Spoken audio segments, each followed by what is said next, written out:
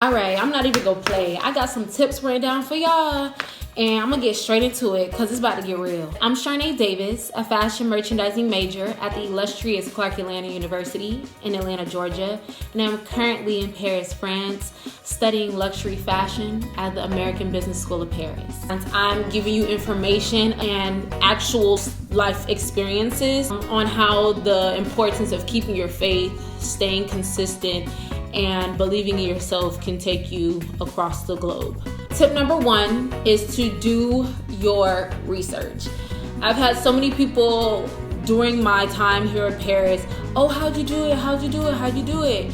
It started from a dream that I've had since I was 15. I was actually expelled from my first high school and forced to go to a new high school, where at this new high school there was a fashion academy, and ever since then I have been interested and been learning about fashion. So that all began because I started researching. Even at a young age I was researching, but when it comes to studying abroad, researching your ass off is what's going to keep you on top of the water. It's going to keep you from asking the wrong questions. It's going to need to have some type of knowledge before you go into a meeting with your department head or you're on the phone with the people from the consulate for your visa. Within your research, you need to be looking for what is study abroad, and you also need to be looking for study abroad programs. There's so many study abroad programs that require different things from students and also give different things to students for their participation within their program. Fast forward to September of my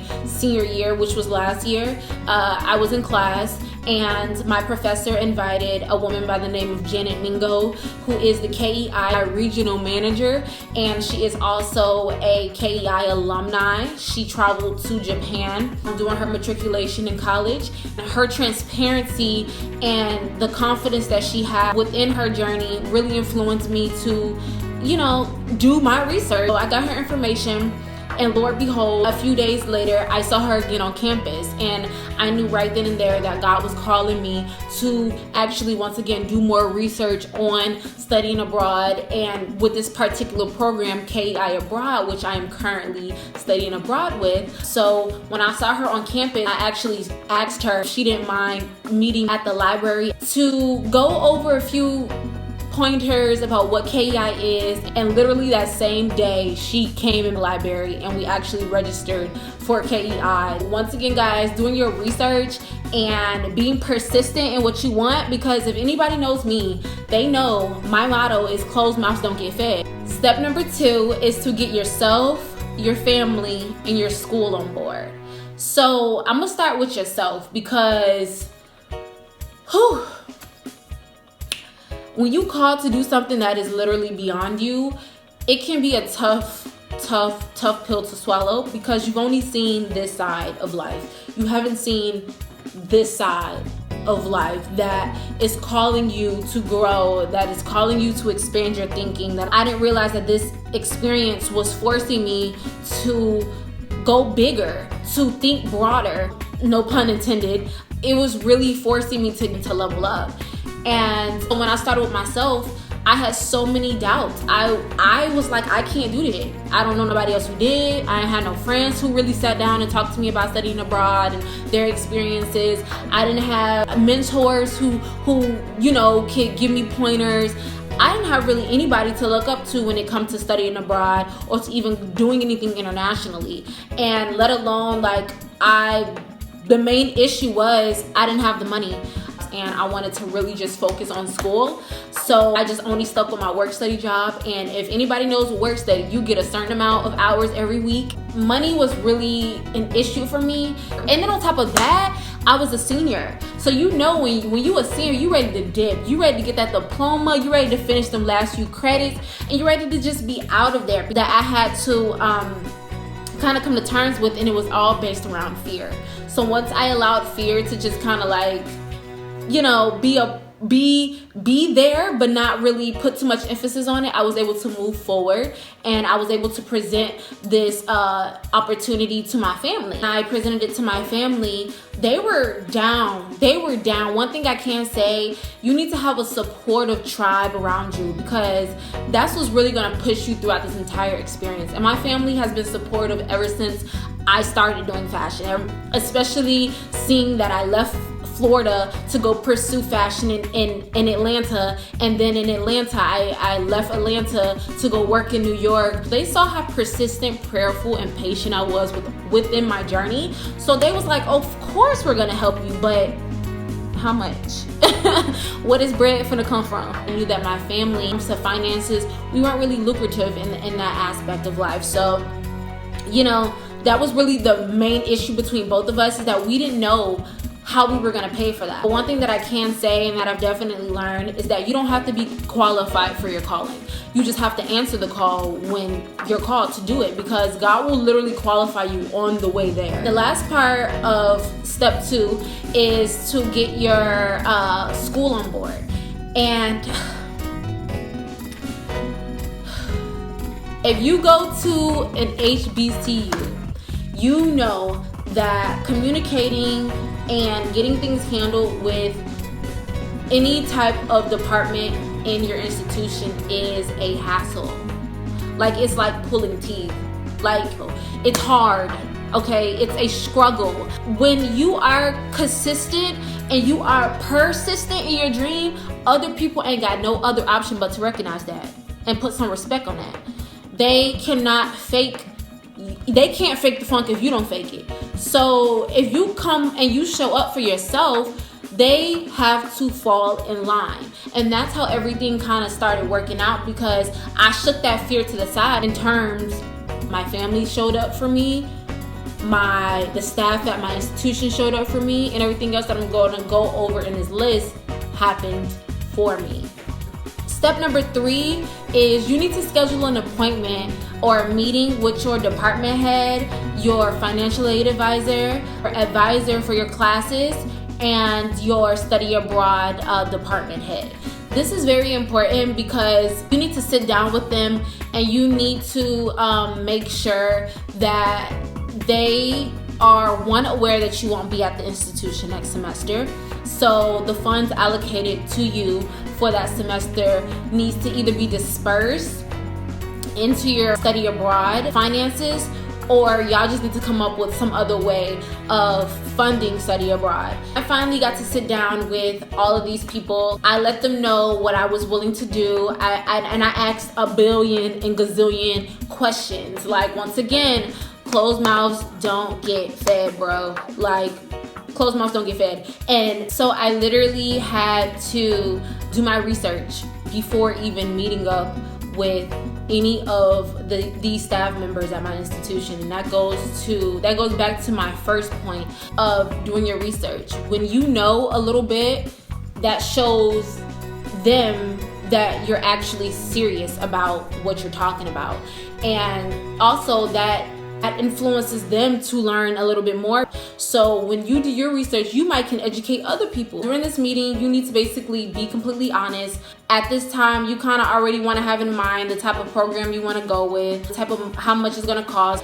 I don't know how this works for everyone's institutions, but even though I was applying for KEI Abroad, which is a third-party program, I also had to go through an application process with my own institution to make sure that my grades were up to par, that I didn't have any disciplinary actions on my record, and different things of that sort, to make sure that I can actually study abroad. Step number 4 is you need to do your research for scholarships and apply for scholarships as well. And you need to also update your resume and your portfolio. There is this one scholarship called the Gilman Scholarship that is specified for students who are pursuing studying abroad. If you have any further questions about scholarships, comment below. You're gonna keep hearing me say this. Research is where the bread is. And I'm not gonna say that again.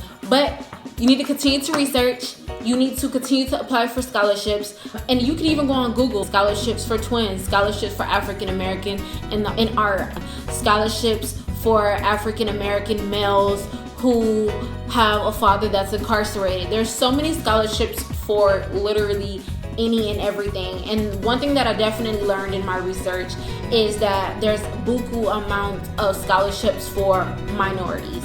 You just have to look for it, and you have to be hungry. You have to be hungry. You have to make time to do this. Another approach would be to go to your alumni house. I'm not sure if all institutions have this, but I know at my institution, Atlanta.University, we have an alumni house on campus, and I took it upon myself to go in there and ask for the alumni book, and these books are literally all of the alumni who graduated from the institution.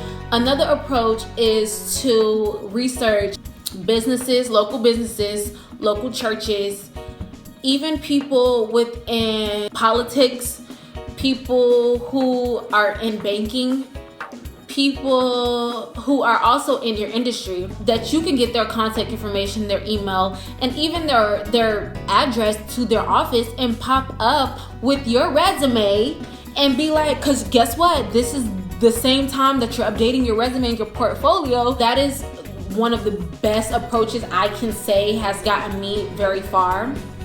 And that really works.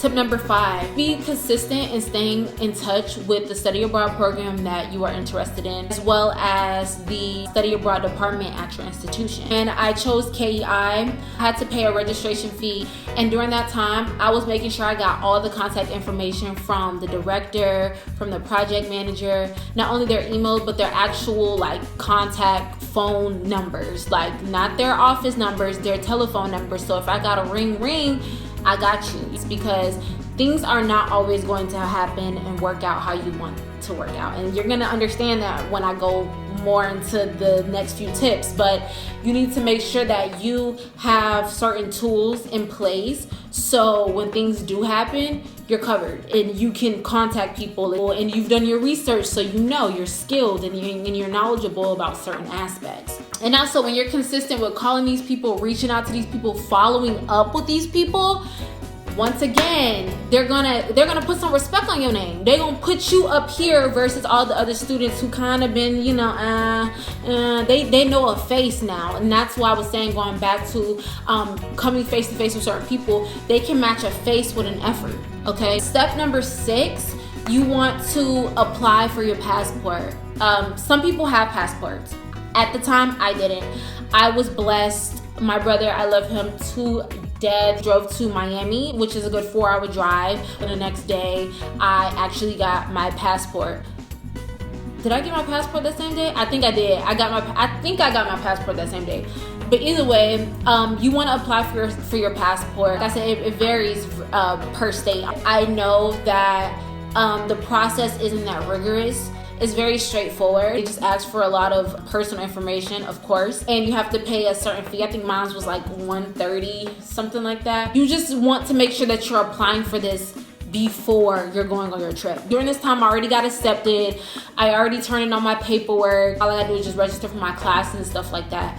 But they wouldn't let me go to the next step until I got my passport. So once again, having a very supportive tribe and having people that believe in you because you believe in you is definitely powerful. Step number 7, you need to research.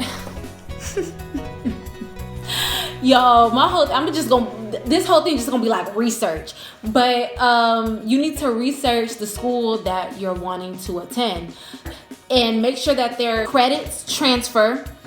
Always ask questions about the credits. So you want to make sure you have all this information before you even decide to start picking classes. 8th tip.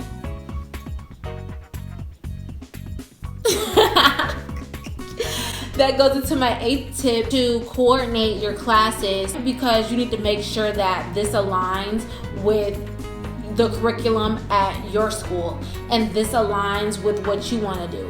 So for KEI, they gave us all the information that we needed to register for classes like we were ABS students, which is American Business School. Because we were American Business School students at this point, because we already got accepted into the program. So we had to go through the way their students do it, and we received a code Every time you want to pick a class, you have a syllabus that you can look over before you even pick the class, which is so cool. And this kind of goes back to our third step, is when you have the schedule, when you schedule your meeting with your department head, you kind of know what courses you need to take for the following semester. They have a course sheet for all students and what they need to take for each year, and ask them to print that out for you. I legit had a whole manila folder somewhere in my room. I have a manila folder of all the paperwork that I needed, that I asked for, because you want to make sure that you keep things organized. You want to make sure that you have a paper trail of information and knowledge that you need, especially when you leave the country. You need to make sure you have that all together. And so when you have these classes coordinating, you are able to say, okay, for me, I was supposed to be taking an elective at Atlanta.University. So the elective that I decided to take at American Business School was doing business in Middle East and Africa course. Okay, that's one course. And then I know I needed to take another language at Atlanta.University. I decided to take business French at American Business School of Paris. Tip number 9 is to keep the faith and to stay committed. And I can't stress this enough, that this is going to be the most faith-building, level up of your life. This is literally the foundation for whatever you want to do after you graduate. I need you to hear me clearly. After you study abroad, your life will never be the same. Because as a minority, you're embarking on a journey that not too many people have traveled. You're embarking on a journey that too many people are afraid to even muster up. Okay? Not too many people can say that they've studied abroad. As a black woman, as a black male, especially as a creative of color. To the world, I am currently sitting in an apartment, my own apartment, no roommates, 2 bedrooms, by myself, in the fashion capital of the world. Who would have thought me? The girl that got expelled from her school. Who would have thought? I mean, I had certain dreams for myself, but this was beyond my wildest imagination. And that was because I kept the faith. I had faith in myself, and I stayed committed to my dreams. And it's so funny, because when you stay committed, guess who come along? The devil. He funny. He real funny. And his only mission is to kill, steal, and destroy.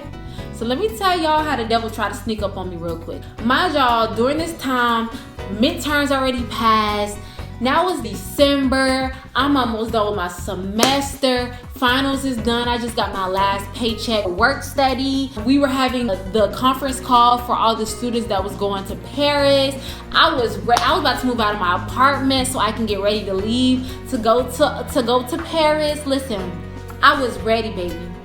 And the devil said, "Skirt. What's up, sir? What you doing? You looking real cute over there. You looking real powerful. Let me just step on in and show you what I can do." Long story short, it was literally like the week before school ended, and I came to my study abroad department at my institution. And after once again being consistent, this lady knew me. Everybody in the department knew me, because I was always in there. So she sat me down and she stated, "I'm not going to approve of you to study abroad because you don't have the money." Y'all heard? She said that to me. Before anything, especially before I walked in that office, I said a quick prayer. I said, "Lord, please watch my tone. Please watch my mouth. And please watch my intentions." So after she said that, I replied and I said, "I don't respect your decision to decide that, especially because I've been consistent this entire time. And I will respect your decision more if you gave me a date, you gave me a time, you gave me a certain amount of money that I needed to come up with to ensure my participation in studying abroad next semester. So this is what she said. This was the challenge. This is literally, I put this all on my calendar, everywhere in my room, the challenge. Like, this lady told me I needed to raise $2,000 in a week. I said, okay.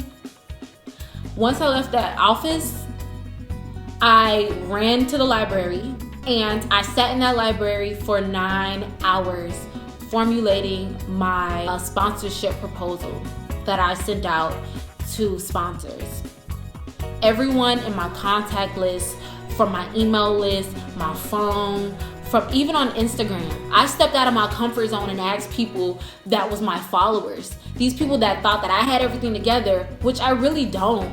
I smiled through pain. That's just how I get through my life. That doesn't mean that my life is perfect. I just choose to approach it a different way. And I stepped out on faith, and I stepped out on putting my fears to the side and asked for help. Going back to my initial motto, closed mouths don't get fed. Your dreams won't get fed if you don't ask for help. I'm not afraid to ask. I'm not. But I know some people are, and that's okay.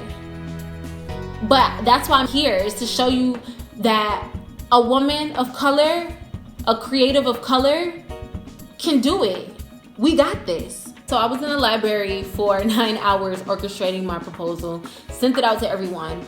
And over the first few days, it was kind of slow, but then things started picking up. By the fourth day, I raised about $1,000 in 4 days. And my objective was, 1, to receive funds to study abroad, and 2, was for people to hear my story. And if you guys once again want to know all the information that I put into my proposal, comment below. This proposal really saved my life. And it saved my life because I used my God-given talents to create it. By the 5th day, by the 6th day before the week was over, I had all the money. So the next day, the day that I needed to turn everything in, I was able to turn everything in. And look where I'm at. I'm here. What's written for you, what's written for me, no one can take that away from you. I really want you to believe, like, literally look at me right now. I want you to really look at me and to really understand the power in that. No one can take away your dream but you. You're the only person that is stopping you from doing what you need to do.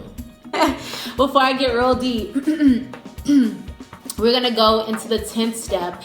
It's to apply for your visa through the consulate. So if you don't know what a consulate is, do your research. I'm not about to tell you because I've been encouraging you guys to research. Somehow, it was so funny how once again, everything just always finds its way to challenge me and challenge you when you're trying to pursue something that you've never done before. This was the first year that the consulate actually decided to go with a third-party organization to, I guess, issue visas. So I had such a problem with getting my appointment. I was applying for my appointment for a month.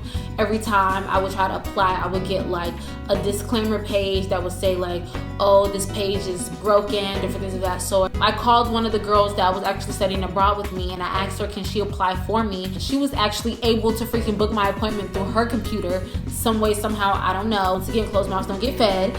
You need to make sure that you book your appointment a month in advance because it's gonna take some time for you to get it. Like for me, since I was trying to book my appointment completely out of my control because it was technical issues, I had to book my appointment for the 2nd of January. Mind you, I had all my planes booked. My bro booked my plane. Again, he saves my life all the time. My bro booked my plane for the 16th of January because school started on the 21st and we needed to be there on the 19th. So that was cutting it too close. That appointment was so draining because I didn't know anything. I did as much research as I could and I still came up short when they asked me for certain information and certain paperwork because they require so much paperwork. Y'all think the passport is a little too much? the visa whole ordeal is rigorous. Like, they require every little thing, but just stay prepared and keep the faith and stay committed when you're going through this journey when it comes to your visa, because it's going to be a rigorous one. Okay, the 11th step, and it's just this, again, do your research on all the events happening in your location that you're going to be traveling to. For me, it was Paris, so I was looking at all the exhibitions that was going to be in Paris, all the concerts, Paris Fashion Week, London Fashion Week. Both of them I had the opportunity of attending for the first time. London Fashion Week, I was able to sit front row because I did my research, because I seen the type of individuals who's going to be there. I signed up for this. I went to this event. I met this person. And when you do this ahead of time, you kind of already register your mind to kind of pretend like you're already going to be there. So when you do get there, you're there. You're already planning ahead, and that's perfect. That's really perfect for this entire experience. That's literally the bottom line for studying abroad. You need to prepare ahead. You do not need to do things last minute. You also want to get really acquainted with the other students that you're going to be studying abroad with. So once you get really acquainted with certain people, you get to build relationships while you're abroad before you even get there. So yeah.